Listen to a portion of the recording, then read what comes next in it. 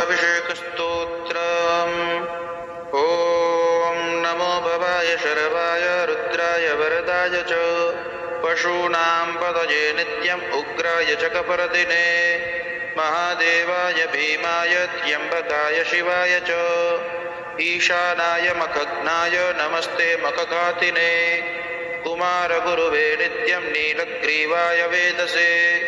विलोहिताय धूम्राय व्याधिने न पराजिते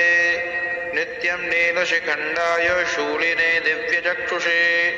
अन्त्रे गोप्त्रे त्रिनेत्राय व्याधाय च सुरेतसे अचिन्त्यायाम्बिका भर्त्रे सर्वदेवस्तुताय च वृषभध्वजाय मुण्डाय जटिने ब्रह्मचारिणे तप्तमानाय सलिले ब्रह्मण्यायाजिताय च विश्वात्मने विश्वसृजे विश्वमावृत्य तिष्ठते नमो नमस्ते सत्याय भूतानां प्रभवे नमः पञ्चवक्त्राय शरवाय शङ्कराय शिवाय च नमोऽस्तु वाचस्पतये प्रजानां पतये नमः नमो विश्वस्य पतये महतां पतये नमः नमः सहस्रशीर्षाय सहस्रभुजमन्यवे सहस्रनेत्रे पादाय नमः सांख्याय कर्मणे नमो हिरण्यवर्णाय हिरण्यकवचाय च